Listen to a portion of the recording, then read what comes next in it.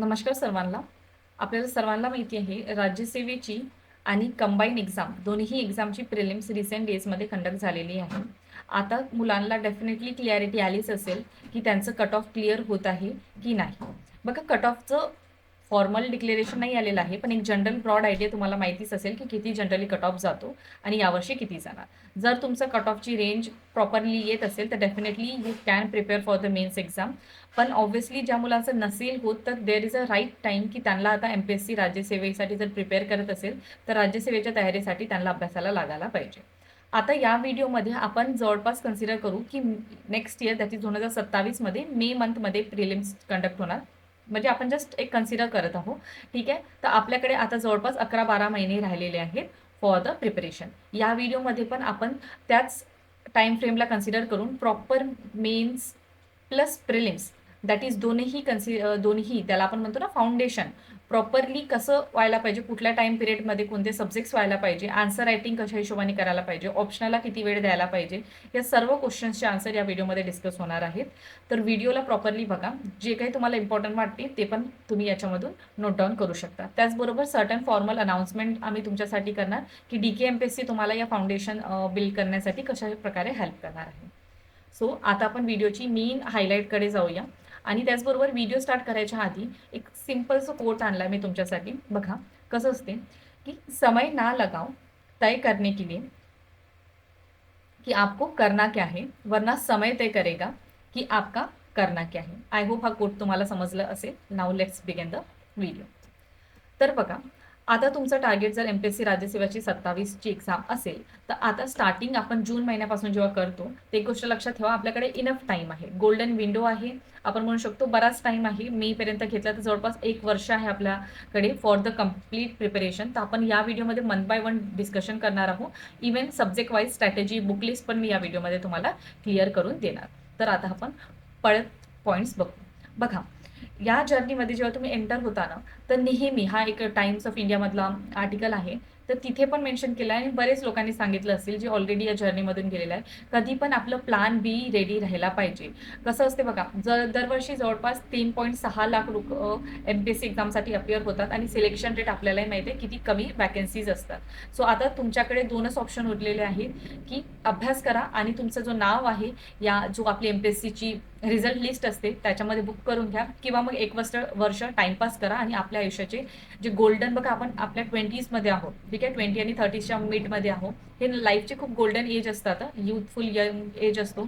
लोक मजे करत असतात आणि आपल्याला अभ्यासासाठी जर आपण वेळ देत आहोत तर टाइमपास कुठंच नाही व्हायला पाहिजे. आपल्या लाईफचं 1 वर्ष जेव्हा आपण देत आहोत तर तो प्रॉपरली युटिलाइजच व्हायला पाहिजे. याला कन्सिडर करून आपल्या प्रिपरेशनला प्रॉपरली लागून जा. ठीक आहे. आता बघा मार्केटमध्ये आपल्याला generally 3 type of aspirant generally दिसतात. जसं की काही मुलं असेल जे बिगिनर असणार, ज्यांचं फर्स्ट अटेम्प्ट आहे, ऑल सब्जेक्ट नवीन आहे त्यांच्यासाठी, प्रीचे काही सब्जेक्ट असेल, मेन्सचे किंवा ऑप्शनल, सर्व काही त्यांच्यासाठी नवीन आहे, जस्ट ग्रॅज्युएशन होऊन झालेले कॅन्डिडेट आहे. काही मुलं ऑलरेडी अटेम्प्ट दिलेले असेल, त्यांचं सर्व बेसिक कव्हर आहे, त्यांना आता जस्ट मेन्स आणि ऑप्शनल हे जे थोडंसं पॉईंट्स आहेत, नवीन पॉईंट्स, त्यांना जास्त लक्ष द्यायचं या 2 टॉपिक्सकडे किंवा 2 मेजर पॉईंट्सकडे. त्याच्यानंतर आता MPSC आणि UPSCचा पॅटर्न सिमिलर झाल्यामुळे UPSC ॲस्पिरंट MPSCकडे आलेले आहेत. त्यांचं बेसिक क्लिअर आहे. त्यांच्यासाठी फक्त MPSC स्पेसिफिक पॉईंटच करायचं आहे आणि Maharashtra specific topic, because they have already covered mains, already covered optional. म्हणून आता मार्केटमधलं कॉम्पिटिशनची तुम्हाला मी आयडिया देऊन दिली. तर आता तुम्हाला समजलं असेल कॉम्पिटिशन हाय असल्यामुळे आपल्याला एफर्ट्स पण तितकेच द्यावं लागेल. ओके. आता पुढचं पॉईंट्स बघा. बघा आता काय करू आपण, काही इम्पॉर्टंट थिंग्स लक्षात ठेवा जेव्हा तुम्ही एखाद्या एक्झामच्या प्रिपरेशनसाठी जात असता. आता बघा या व्हिडिओमध्ये बरेचसे बेसिक पॉईंट्स पासूनच आपण क्लिअर करणार आहोत. ठीक आहे. सो चांगल्याने बघा, तुम्हाला काय काय जे काही इम्पॉर्टंट पॉईंट्स आहेत ते मी पूर्ण इथं कव्हर करणार आहे. बघा एक इम्पॉर्टंट होऊन जाते की सर्वात इम्पॉर्टंट सिलेबसला माहिती राहायला पाहिजे. आता आपल्याला माहिती आहे प्रिलिम्स एक स्टेज असते, मग मेन्स असते आणि मग पर्सनॅलिटी स्टेज, ज्याला आपण इंटरव्ह्यू म्हणतो. प्रिलिम्समध्ये 2 पेपर असतात, GSचं असते आणि CSATचं पेपर असते. मेन्समध्ये काही क्वालिफाईंग पेपर, ACचं पेपर, GSचे 4 पेपर आणि ऑप्शनलचे 2 पेपर. ठीक आहे. अशा हिशोबाने आपल्याला एंटायर सिलेबस काही दिसतो. ठीक आहे. तर सर्वात आधी जेही मुलं राज्यसेवेची प्रिपरेशन करत असेल, मी टेलिग्राम ग्रुपवर ऑलरेडी PDF दिलेली आहे, तर ती PDF डाउनलोड करून घ्या. ती PDF कशाची आहे, ती PDF आहे सिलेबसची. तर सिलेबसची हार्ड कॉपी राहू द्या. कुठलं सॉफ्ट कॉपी राहणं चालणार नाही, हार्ड कॉपी तुमच्याकडे राहू द्या. त्याचबरोबर एक PYQची बुकलेट परचेस करून घ्या. कुठलीही पब्लिकेशनची घ्या. तुम्ही आमची कन्सिडर करायची असेल तर आमची पण आहे. 2025 चं लास्ट अपडेट होतं. आता 2026ची प्रिलिम झाल्यामुळे 2026चे पण आपण अपडेटेड जे बुकलेट आहे ते तुम्हाला मिळून जाणार. तर तुम्हाला सर्व बुकलेटची लिंक मी डिस्क्रिप्शनमध्ये देऊन देणार. तर तुम्हाला 2 काम करायचे आहे. सर्वात आधी सिलेबसची हार्ड कॉपी काढायची आहे, टेलिग्रामवर दिलेली आहे. त्याच्यानंतर PYQ बुक कुठल्याही पब्लिकेशनचं परचेस करायचं आहे. सो दॅट जेव्हा तुम्ही अभ्यास करत राहणार, एखादी सब्जेक्ट वाचत आहे, if you are considering polity वाचत आहे, तर तुम्हाला टॉपिक वाईज माहीत राहायला पाहिजे. फंडामेंटल राईट वाचत आहे, तर फंडामेंटल राईटमधून किती प्रश्न आले त्या बुकलेटमधून पाहत जा. म्हणजे तुम्हाला प्रिलिमचं प्रॉपरली एक ॲनालिटिकल पॉईंट ऑफ व्ह्यूने अभ्यास होत राहणार. म्हणजे तुम्ही ऑब्जेक्टिव्हसाठी रेडी होत राहणार राईट फ्रॉम द डे 1. ठीक आहे. तर टॉपिक वाईज ज्या बुकलेटमध्ये कव्हरेज असेल तेच बुकलेट परचेस करा रॅदर दॅन इयर वाईज. ठीक आहे. हे झालं आपलं. ओके. तर 2 इम्पॉर्टंट वस्तू, एक आहे तुम्हाला सिलेबसची प्रिंट काढायची आहे आणि सेकंड आहे PYQ बुकलेट तुम्हाला परचेस करायची आहे. सेकंड. आता बघा, नेक्स्ट आहे आन्सर रायटिंग बुकलेट. आता बघा, पहिले कसं होतं, UPSCची अशी ब्लँक आन्सर की यायची. ठीक आहे. तशा टाईपचे त्यांचे बुकलेट्स मिळायचे. आता आपल्याला MPSCचं फॉर्मॅट लास्ट इयर जेव्हा पेपर झालं होतं तर तुम्हाला माहिती पडलं की ते लाइनिंगचे पेजेस येतात. ठीक आहे. अशा टाईपचे बुकलेट UPSCमध्ये असतात, पण MPSCमध्ये लाइनिंगचे पेजेस येतात. सो लाइनिंगच्या पेजेसवर तुमची आन्सर रायटिंगची प्रॅक्टिस राहायला पाहिजे. म्हणून प्लीज आन्सर रायटिंगसाठी काही बुकलेट्स तुम्ही लाइनिंगचे पेजेस किंवा तुमचे जे नोटबुक्स आहेत त्याच्यावर पण तुम्ही आन्सर रायटिंग करू शकता. तर सेपरेट काही नोटबुक बनवून घ्या. बघा, जे पण इम्पॉर्टंट पॉईंट्स किंवा जे काही बुकलेट्स मी तुम्हाला सांगते त्याची लिंक मी देऊन देणार, तर तुम्ही तिथून पण कन्सिडर करू शकता. ठीक आहे. तर एक समजलं, प्रिलिमसाठी आपल्याला PYQची बुकलेट घ्यायची आहे आणि मेन्ससाठी तुम्हाला एखादी हार्ड कॉपी तेच आहे, आपले नोटबुक्स रेडी ठेवायचे आहेत. That is for the answer writing. Okay. नाव आपल्याला प्लॅन कसं जायचं आहे, हा प्लॅन मी जनरली जे वर्किंग प्रोफेशन नाही आहेत, दॅट इज फुल टाईम जे स्टडी करत आहे त्यांच्यासाठी दिलेला आहे. वर्किंग वाल्यांसाठी सेपरेट व्हिडिओ हवं असेल तरी पण मी तुम्हाला सांगू शकते. ठीक आहे. तर जस्ट कमेंटमध्ये मेन्शन करा. आता बघा, स्टडी कसं करायचं आहे, मंडे टू फ्रायडे आपला मेजर फोकस राहायला पाहिजे कव्हरिंग अ स्टॅटिक सिलेबस. ठीक आहे. आणि फोकसिंग ऑन तेच आहे. कुठला पण टॉपिक वाचताना एखादं तेच आहे, मी पॉलिटी म्हटलं, पॉलिटीमधल्या फंडामेंटल राईट वाचत आहे, ते PYQ बुकमधून बघून घ्यायचं. त्याचबरोबर हार्ड कॉपी किंवा सॉफ्ट कॉपी जर पॉसिबल असेल, दोन्हीमधून कुठलीही जे आहे ते मेन्सच्या लास्ट इयरच्या पेपरची पण सोबत राहू द्या. ठीक आहे. सिलेबस पण झालं, प्रिलिमची बुकलेट झाली आणि मेन्सच्या क्वेश्चन पेपरची सॉफ्ट कॉपी राहिली तरी चालेल. हार्ड कॉपी पॉसिबल असेल तर प्रिंट काढून घ्या. टेलिग्रामवर ऑलरेडी क्वेश्चन पेपर अपलोडेड आहे, तिथून तुम्ही डाउनलोड करून प्रिंट वगैरे करू शकता. ठीक आहे. तर तुम्हाला काय करायचं आहे, स्टॅटिक करायचं आहे. त्याचबरोबर तुम्हाला डेलीचे थोडेफार करंट अफेअर वाचायचे आहेत. करंट अफेअरचं पण DKMPSC कडून राहणार आहे, ते तुम्हाला लवकरच माहिती पडेल. ठीक आहे. तर तिथून तुम्हाला करंट अफेअर करायचे आहे. तर डेलीचं तुमचं हे 2 पॉईंट चालणार मंडे टू फ्रायडे. ठीक आहे. ते पण शिफ्टमध्ये अभ्यास करायचं. पहिला एखादा सब्जेक्ट घ्यायचा, आफ्टरनूनला एखादा सब्जेक्ट घेऊ शकतो आणि नाईटला तुम्ही ऑप्शनल करू शकता किंवा तुम्ही या ऑर्डरला चेंज पण करू शकता according to your need and convenience. बघा, एखादा तुम्ही फाउंडेशनल बॅच जॉईन केली असेल तर त्या बॅचमध्ये जसं हिशोबाने चाललेलं आहे त्या हिशोबाने तुम्ही जाऊ शकता. ठीक आहे. आमची कशी बॅच राहणार आहे त्याच्याबद्दल पण मी क्लॅरिटी तुम्हाला देते. ठीक आहे. त्याच्यानंतर सॅटर्डे संडे जे काही तुम्ही हप्त्याभर शिकलेलं आहे, हप्त्याभर प्लीज रिव्हिजनला द्या. ठीक आहे. Saturday Sunday must be on your revision. ठीक आहे. मॉक टेस्ट पण द्यायची आहे, पण इन्स्टंटली स्टार्ट नाही करायचं आहे. थोडंसं कॉन्सेप्ट बिल्डअप झाल्यानंतरच मॉककडे यायचं आहे. तो डायरेक्टली स्टार्ट नाही करायचं मॉकला, स्टेप बाय स्टेप जायचं आहे.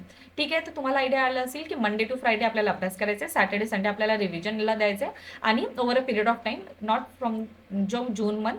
ठीक आहे. 2-3 महिन्यानंतर मग तुम्हाला मॉक देणं स्टार्ट करायचं आहे. शिफ्टमध्ये अभ्यास करू शकता, म्हणजे ब्रेकमध्ये करणार तर तुम्हाला थोडंसं रिटेन्शन किंवा तुम्ही टायर्ड नाही राहणार, कारण की 1 वर्ष कंटिन्यूस तुम्हाला अभ्यास करायचा आहे. जर्नी थोडीशी टफ आहे, आपण म्हणू शकतो हार्डवर्क, पेशन्स नीडेड आहे. त्याच्यामुळे टप्प्याटप्प्याने अभ्यास करा, दॅट इज ब्रेकने अभ्यास करा. लॉंग टाईम सस्टेनसाठी युजफुल ठरेल. ठीक आहे. आय होप हे थोडंसं मंडे टू फ्रायडे किंवा मंडे टू संडेपर्यंत प्लॅन समजलं असेल. आता क्लिअरिटी राहायला पाहिजे, जनरल सब्जेक्ट्स जनरली कुठले कुठले सब्जेक्ट करायचे. जे जनरल स्टडीजचे सब्जेक्ट येतात, काही सब्जेक्ट्स आहेत जे पॉलिटीसाठी म्हणजे मेन्ससाठी आहेत आणि काही सब्जेक्ट आहेत ते फक्त प्रिलिम्ससाठी आहेत. तर चे सब्जेक्ट बघितले प्रॉपर प्रिलिम्समध्ये येणार आहे, environment, science, geography, economy, art and culture, हिस्ट्रीमध्ये पण एन्शियंट, मिडेवल आणि मॉडर्न, ज्याला आपण म्हणतो आधुनिक भारताचा इतिहास, प्राचीन भारताचा इतिहास आणि मध्ययुगीन भारताचा इतिहास. त्याच्यानंतर इंडियन पॉलिटी. ठीक आहे. मेन स्पेसिफिक सब्जेक्ट बघितले तर सोसायटी आपल्याला सेपरेट करावं लागते, social justice, international relation, governance, security, disaster management आणि एथिक्स. ठीक आहे. त्याच्यानंतर जनरली करंट अफेअरचं कव्हरेज बघितलं तर अराउंड 1 to 1.5 इयरचं आपल्याला कव्हरेज राहायला पाहिजे. ऑप्शनल बघा, काही मुलांनी ऑलरेडी ऑप्शनल चूज केलेलं असेल, पण काही मुलांचं ऑप्शनल चूज केलेलं नसणार. तर जे जस्ट बेसिक आहेत, म्हणजे जे ग्रॅज्युएशन होऊन निघाले आहे किंवा ज्यांचं काहीच बेसिक क्लिअर नाही आहे, त्या मुलांना एकदा सांगते, पहिले फंडामेंटल सब्जेक्ट्सला क्लिअर करा. That is polity, history, geography आणि इकॉनॉमी. हे सब्जेक्ट झाल्यानंतर 2-3 महिने घ्या, त्याच्यानंतर ऑप्शनल डिसाईड करा. रँडमली माझ्या मित्रांनी एक सब्जेक्ट घेतलं, ठीक आहे, माझ्या मैत्रिणीने वाई सब्जेक्ट घेतलं, तर मी पण तोच सब्जेक्ट घेणार, याच्याकडे जायचं नाही. स्वतःला जो कम्फर्टेबल सब्जेक्ट वाटतो त्याच सब्जेक्टला सिलेक्ट करायचा. ज्यांनी सिलेक्ट केलेला आहे वेल अँड गुड, पण ज्यांचं नाही झालेलं आहे प्लीज फाउंडेशनल सब्जेक्टपासून अभ्यास बिगिन करा. त्याच्यानंतर 1-2 महिन्यानंतर मग ऑप्शनल सिलेक्ट करायचा डिसिजन घ्या. मी असं का म्हणताय त्याच्याबद्दल मी 2-3 स्लाईड नंतर सांगणार. नंतर येतो सीसॅट. सीसॅटचं आतापासून प्रिपरेशन करायचं आहे, आन्सर इज नो. प्रिलिमच्या 2-3 महिन्याआधी सीसॅटचं प्रिपरेशन कराल तर ते इनफ आहे. मी सीसॅटसाठी सेपरेट व्हिडिओ बनवणार, सीसॅटचं आता काहीच करायचं नाही आहे. तर हे बेसिक तुम्हाला सब्जेक्टबद्दल आयडिया मिळाली. नंतर बघा, आता आपल्याला काय करायचं आहे, आपल्या प्रिपरेशन जो फेज राहणार आहे आपण 3 फेजेसमध्ये करू. पहिले आपण सर्व सब्जेक्टचं फाउंडेशन बिल्ड करू. सेकंड आपण इंटिग्रेटेड प्रिलिम्स आणि मेन्सवर अभ्यास करायचा आहे. फाउंडेशन बिल्ड करता करताच इंटिग्रेटेड प्रिलिम्स आणि मेन्स सब्जेक्ट करायचे असतात, ते मी तुम्हाला सांगणार कशा हिशोबाने. आणि थर्ड आहे आपला लास्ट स्टेज, ज्याला आपण म्हणतो रिव्हिजन आणि प्रिलिम्सचं प्रिपरेशन. ठीक आहे, तर ह्या 3 स्टेजेसमध्ये आपलं पूर्ण प्लॅन डिवायडेड केलेला आहे. बघा, इथे यूपीएससी नाही, इथे एमपीएससी हवं होतं. ठीक आहे, बघा एमपीएससीचं जेव्हा ऑप्शनल आपण सिलेक्ट करतो, ठीक आहे, किंवा यूपीएससीचं ऑप्शनल, दोन्ही ऑप्शनलमध्ये एक तर पॉईंट आहे की ऑप्शनलचा जो सब्जेक्ट असतो, बघा कसं असते, 500 मार्काचा पेपर असतो, 2 पेपर होतात.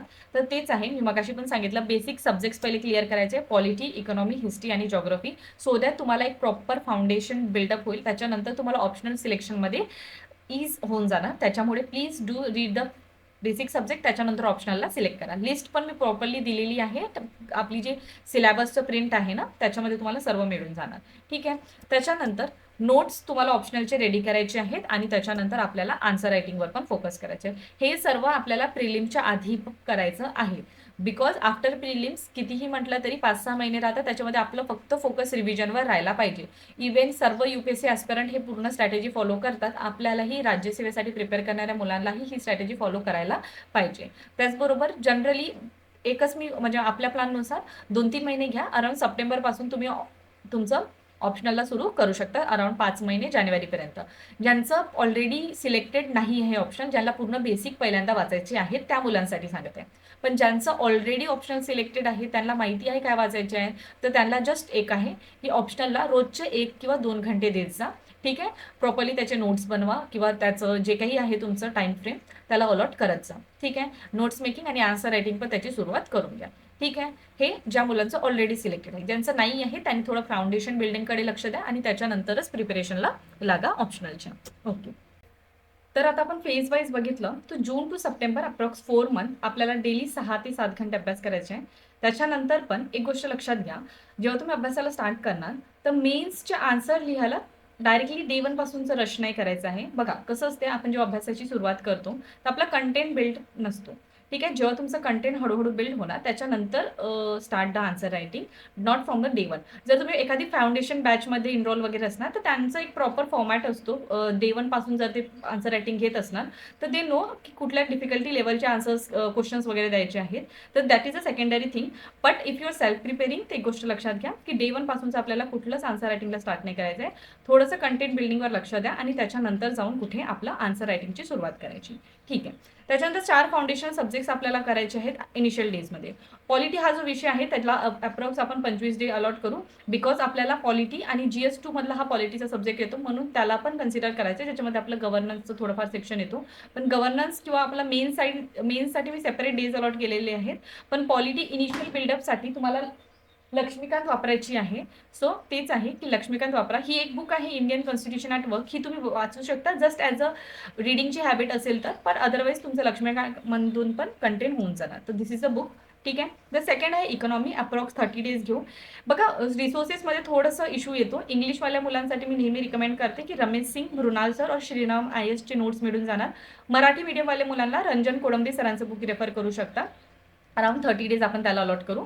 हे त्यांचे बुकलेट आहे. रमेश सरांची श्रीराम आयसची बुक आहे आणि हे आपलं रंजन कोळंबे सरांची पुस्तक आहे. ठीक आहे. सर्व बुकची लिंक्स मी दिलेली आहे. तर तुम्हाला जर कन्सिडर करायचं असेल तर लिंकवर क्लिक करून तुम्ही मग परचेस करू शकता. राहिलं हिस्ट्री. हिस्ट्रीमध्ये आपल्याला 3 सब्जेक्ट करायचे आहेत. दॅट इज एन्शियंट, मिडेवल आणि मॉडर्न.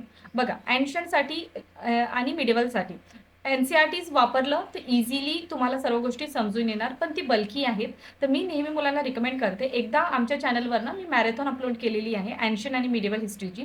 त्याचे लिंक्स मी देऊन देणार, त्याला एकदा बघा आणि त्याच्यानंतर बुक्सकडे जा, म्हणजे तुमचं कंटेंट बिल्डअप होणार. क्वेश्चन रिलेटिव्हली कमी येतात, पण डझंट मीन याला आपण इग्नोर करता चालणार नाही, बिकॉज हे सब्जेक्ट्स आपल्याला पुढे जाऊन मेन्सचे जेव्हा आन्सर्स लिहितो ना, तिथं आर्ट अँड कल्चर हा सब्जेक्ट येतो. त्याच्यामध्ये आपल्याला थोडंसं लिंकेजेस एन्शियंट आणि मिडेवल हिस्ट्रीचं पण येते, म्हणून आपण इग्नोर करू शकत नाही आणि टाइम पण आहे तर आपण त्याला कव्हर करायचं आहे.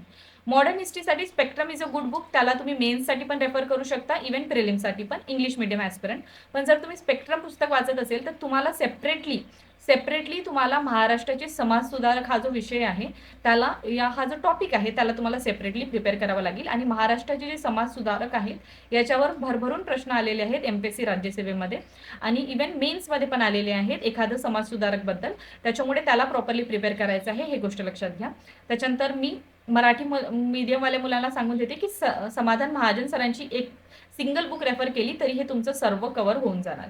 ठीक आहे. तर हे झालं आपलं हिस्ट्रीचे रिसोर्सेस. ठीक आहे. हे एन्शियंट हिस्ट्रीची बुकलेट आहे, ही मिडेवल हिस्ट्रीची, आणि ही आपण स्पेक्ट्रमची बुकलेट बघू शकतो इंग्लिशमध्ये. पण तेच आहे, स्पेक्ट्रम सोबत तुम्हाला मराठीमध्ये आपल्याला महाराष्ट्राचे समाज सुधारक, त्याचबरोबर आपल्याला महाराष्ट्र हिस्ट्री सेपरेटली प्रिपेअर करावं लागेल. आणि हे आपलं समाधान सरांची पुस्तक आहे. ठीक आहे. जॉग्रफीला आपण बघितलं आणि येस, आर्ट अँड कल्चर आपल्याला हा मेन स्पेसिफिक करावं लागते. तर आर्ट अँड कल्चरची बेस्ट बुक आहे, एक NCERT मिळते, introduction of a fine art, 11वीची NCERT आहे. This is a single resource. ही रेफर केली तरी तुमचं मोर दॅन इनफ आहे फॉर ऑल द कंटेंट जो आपल्याला निडेड आहे. ठीक आहे. त्याच्यानंतर जॉग्रफी. आता जॉग्रफीला आपण जेव्हा बघतो तर जॉग्रफीकडे लक्ष द्या. त्याच्यामध्ये तुम्हाला सिंगल बुक आहे, मी तुम्हाला सांगते, कुठलीच दुसरी रिसोर्स वापरायची गरज नाही. NCERT are the good book English मीडियमवाल्या मुलांसाठी. वर्ल्ड फिजिकल असेल, इंडियन जॉग्रफी आणि ह्युमन जॉग्रफी आणि इकॉनॉमिक जॉग्रफी, हे सर्व तुमच्या NCERT 11-12चे याच्यामधून कव्हर होऊन जाणार. त्याचबरोबर मराठी मीडियमवाले मुलं जवळपास सवदी सरांचे पुस्तक, विठ्ठल पुंगडे सरांचे पुस्तक किंवा कपिल पवार सरांचे पुस्तक रेफर करू शकता. आणि सेपरेटली त्यांना आर्टलाच एक रेफर करावं लागेल, महाराष्ट्र, इंडियन आणि वर्ल्ड ची जॉग्रफी करायसाठी. पब्लिकेशन्स मी ऑलरेडी अपलोड केलेले आहे. इथे NCERTs तुम्ही बघू शकता. दिस इज हे जे पुस्तक दिसतंय तुम्हाला इथे, ज्याला मी स्टार मार्क करत आहे, this is a must read book for all the aspirant. पूर्ण कन्सेप्ट क्लिअर होतात, जॉग्रफीचे आन्सर्स वगैरे तुमचे बनून जातात. ठीक आहे. इव्हन तुम्हाला मेन्स आन्सर रायटिंगसाठी पण युजफुल आहे. आणि हे महाराष्ट्राच्या भूगोलसाठी रिसोर्सेस मी इथे अवेलेबल करून देत आहे. राहिलं नंतरची गोष्ट, ते आहे आपलं करंट अफेअर. आता एक सेकंड, करंट अफेअरसाठी काय करायचं आहे, स्टार्टिंगचे 4-5 दिवस एखादा न्यूजपेपर वाचायचं असेल तर वाचू शकता. न्यूजपेपर याच्यासाठी मी तुम्हाला सांगते, बिकॉज तुम्हाला आता आन्सर लिहायचे आहे, तर तुम्हाला एक फॉर्मॅट माहीत राहायला पाहिजे की कशा हिशोबाने इंट्रोडक्शन असते एखाद्या न्यूजचं, कशा हिशोबाने कन्क्ल्युजन केलं जाते, त्याच्यासाठी म्हणत आहे. ठीक आहे. आणि त्याच्यानंतर स्टार्टिंगला यूट्यूबचे एखादे रेफर करा व्हिडिओज, और एखादी करंट अफेअरची मॅगझिन तुम्ही रेफर करू शकता for entire coverage of a current affair. ठीक आहे. आमच्या DKMPSC कडून पण काही राहणार आहे, त्याच्याबद्दल पण मी तुम्हाला क्लॅरिटी देऊन देते. ओके. लास्ट इयर काय केलं होतं आम्ही, लास्ट इयर आम्ही प्रिलिम्सची बॅचेस आणली होती. ठीक आहे. एक राज्यसेवा प्रिलिमची क्रॅश कोर्सची बॅच होती, जवळपास 60-70 लेक्चर्स आम्ही त्याच्यामध्ये घेतले, टेस्ट सिरीज वगैरे इन्क्लुडेड होती.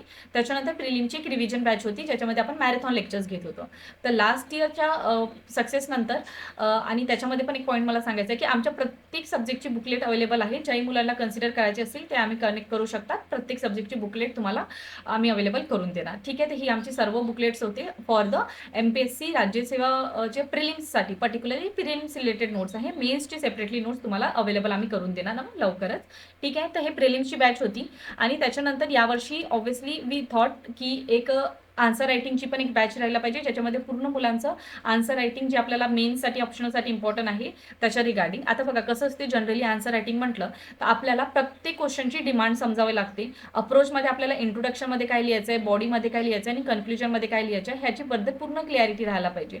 त्याचबरोबर आपल्याला PYQची सॉल्विंग करावं लागेल. ठीक आहे. त्याचबरोबर आपल्याला UPSCचे काही PYQ सॉल्व्ह करावं लागेल. MPSCचे तर करायचेच आहेत, पण UPSCचे पण काही आणि प्रॉपर फॉर्मॅट एक आणि वर्षभर एक जी टेस्ट सिरीज किंवा आपण म्हणू शकतो एक आन्सर रायटिंगची बॅच त्याच्याबद्दल पण लवकरच अनाउन्समेंट होणार. पण एकच आहे, जर तुम्हाला इफ यू आर ईगर तर तुम्ही मला कमेंटमध्ये मेन्शन करू शकता. ते पण मी तुमच्या सर्वांसाठी घेऊन येणार. आता परत एक प्रश्न पडतो, MPSC राज्यसेवाची जी मुलं आहेत मेन्ससाठी ज्यांचं क्वालिफिकेशन होत आहे, ठीक आहे, क्वालिफाय होत आहे, त्या मुलांची बॅच येणार आहे 20 जूनपासूनचं स्टार्ट होणार आहे बॅच. ठीक आहे. पूर्ण डिटेल्स मी ऑलरेडी प्रोव्हाइड केला आहे. व्हिडिओ मी सेपरेटली अटॅच करून घेणार. ठीक आहे. आणि जर सर्व मुलांना जे कोणी हा व्हिडिओ बघत आहे त्यांना फाउंडेशन बॅच हवी असेल, प्लीज मला कमेंट सेक्शनमध्ये द्या, सो दॅट आपण लवकरात लवकर त्याच्यावर पण काम करून तुमच्यासाठी ती बॅच आणू शकतो. वी आर प्लॅनिंग, बट मुलांची इगरनेस असेल तर आपण त्याला लवकर शेड्यूल करू शकतो. So this is the plan. मेन्सच्या बॅचबद्दल पण काही क्वेरीज असेल तर तुम्ही आम्हाला कनेक्ट करू शकता टेलिग्राम थ्रू. आम्ही रिप्लाय देणार and definitely we will connect 1-to-1 by 1-to-1 talk. Okay. त्याच्यानंतर हे काही अनाउन्समेंट्स होते. त्याच्यानंतर एक गोष्ट लक्षात घ्या, आपला आता सेकंड फेज स्टार्ट होणार ऑक्टोबर टू जॅनपर्यंत आपलं जवळपास जाईल. 4 मंथ्स आहे. याच्यामध्ये तुमचं मेन्स म्हणजे स्पेसिफिक सब्जेक्ट करायचे आहे. त्याचबरोबर आपल्याला काही उरलेले सब्जेक्ट करायचे आहे, ज्याच्यामध्ये आपला सायन्स आणि इन्व्हायरमेंट सारखे सब्जेक्ट्स येतात. ठीक आहे. त्याच्यामध्ये आपला ऑप्शनल पण आपल्याला कव्हर करायचं आहे. म्हणजे तुम्हाला समजलं असेल, answer writing focus, test series, optional completion आणि मेन्सचे नोट मेकिंग. ठीक आहे. हे काही मेजर फोकस राहणार आहे ऑक्टोबर टू जानेवारीपर्यंत. त्याचबरोबर आपला सायन्सचा सब्जेक्ट जवळपास 15 किंवा 20 दिवस पण तुम्ही देऊ शकता. डिपेंड, काही मुलांचं जेव्हा सायन्स वगैरे ड्रॉप असते त्या मुलांना थोडंसं डेज जास्त लागू शकतात. त्याच्यामध्ये आपल्याला बायोलॉजी, केमिस्ट्री आणि फिजिक्स करायचे आहे. रंजन कोळंबे सचिन भस्के सरांची पुस्तक आहे, ती आपल्याला रेफर करायची आहे सायन्ससाठी. इन्व्हायरमेंट 1 वीक इनफ आहे. कुठली पण बुक रेफर करा. PMF IS ची करा किंवा शंकर IS ची करा. दोघांमधून कुठलेही बुक रेफर केले तरी तुमचं कंटेंट बिल्ड होऊन जाणार. इव्हन DKMPSC ची बुकलेट एक सिंगल बुकलेट रेफर केली तरी पण तुमचं हे कंटेंट बिल्ड होऊन जाईल. ठीक आहे. त्याच्यानंतर ऑप्शनलला दररोज तुम्हाला 4 ते 5 घंटे द्यायचे आहेत ऑक्टोबर नंतर. ज्यांचं ऑप्शनल लेटर म्हणजे नंतर सिलेक्ट करणार आहे, जे ऑलरेडी सिलेक्ट केलेले ऑप्शनल आहेत त्या मुलांनी ऑलरेडी जूनपासूनच किंवा जुलैपासून आपलं ऑप्शनलचं रोजचे 1-2 घंटे द्यायचे आहेत. ठीक आहे. जे उशिरा सिलेक्ट करताय तर मग आता यांना टाइम थोडं कमी अलॉट करायचं GS सब्जेक्टला आणि ऑप्शनलला टाइम अलोकेशन इन्क्रीज करायचं. न्यूजपेपर, मंथली मॅगझिन कुठली पण रेफर करा. रोजचं पेजेस डिवाइड करून घ्यायचे आणि त्याला वाचायचं. ठीक आहे. ओके. 4 ते 5 घंटे करायचं. इफ पॉसिबल एखादी टेस्ट सिरीज जर जमत असेल तर टेस्ट सिरीज जॉईन करा आणि आन्सर PYQ बघत चला. ठीक आहे. नंतर ओके. तर ऑप्शनलचं काय आहे, डेली करायचं आहे. 3 मंथ्स मेन्स आणि 2 मंथ्स लास्टचे रिव्हिजनचे राहणार आहे. 5 मंथचा प्लॅन. आता राहिले GS स्पेसिफिक सब्जेक्ट, ज्याच्यामध्ये आपण ऑक्टोबर टू जानेवारी जे काही उरलेले 4-5 मंथ्स आहे त्याच्यामध्ये इथिक्स करायचं आहे. इथिक्समध्ये एक गोष्ट नेहमी लक्षात घ्या, त्याला आपण अराउंड 30 डेज देत आहोत. इथिक्समध्ये जर सिलेबस बघणार तर प्रत्येक कीवर्ड्सवर तुमचे नोट्स विथ एक्झाम्पल रेडी राहायला पाहिजे. त्याचबरोबर स्टँडर्ड रेफरन्स बुक बघितली तर लेक्झिकॉन ही पुस्तक आहे, ती तुम्ही रेफर करू शकता. त्याच्यानंतर ACचे PYQ सॉल्व्ह करायचे UPSCचे स्टार्टिंग इयरचे 2017, 18, 19, 20 पर्यंत. त्याच्यानंतरचे थोडेसे हायर लेवलचे आहेत. ठीक आहे.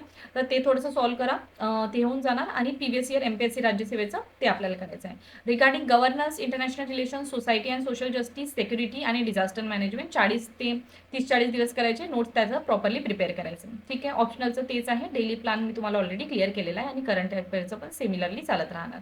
ठीक आहे. तर हे तुम्हाला झालं रिसोर्सेस. ठीक आहे. याच्यामध्ये रिसोर्सेसची ऑलरेडी बघा, कुठलेही कोचिंग रिसोर्सेस तुम्ही रेफर करू शकता. इव्हन DKMPSCचे पण नोट्स तुम्ही रेफर करू शकता.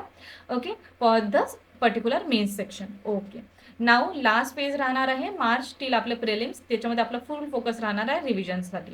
ठीक आहे. आणि ऑप्शनल थोडं कंटिन्यू करू शकता, अदरवाईज तुम्ही याला ड्रॉप करू शकता. ठीक आहे. आणि टाइम अलोकेशन नंतर आपण CSAT करू. याचं तर आपण सेपरेट डिस्कस करू शकतो, पण ऑलरेडी बरेचसे गोष्टी लक्षात आले असेल की मार्च नंतर आपल्याला म्हणजे किंवा मार्चपासून आपल्याला रिव्हिजनकडे जायचं आहे. ठीक आहे. तर अशा हिशोबाने आपलं पूर्ण 12 मंथचं प्लॅन आपण डिस्कस केलेला आहे. त्याच्यानंतर एक गोष्ट फायनल थिंग, बॅचेस स्टार्ट होत आहे मेन्सचे, तर तुम्ही ज्यांनाही जॉईन करायचं असेल ते करू शकता. त्याचबरोबर एंटायर सिलेबस ज्याला आपण म्हणतो ना फाउंडेशन बॅच, त्याच्याबद्दल जर तुम्हाला हवं असेल तर त्याच्याबद्दल पण तुम्ही आमच्यासोबत डिस्कशन करू शकता. इव्हन कमेंट सेक्शनमध्ये पण मेन्शन करू शकता की yes you want a final foundation batch. Video एंडपर्यंत बघितला असेल तर प्लीज फाउंडेशन बॅच म्हणून तुम्ही कमेंटमध्ये लिहा आणि आम्ही लवकरच त्याच्यावर वर्क करू. ओके. आणि वी आर प्लॅनिंग, बट तेच आहे की थोडंसं स्पीडली अनाऊन्स होणार सर्व गोष्टी. Okay. Thank you. All the best. भेटूया नेक्स्ट व्हिडिओमध्ये.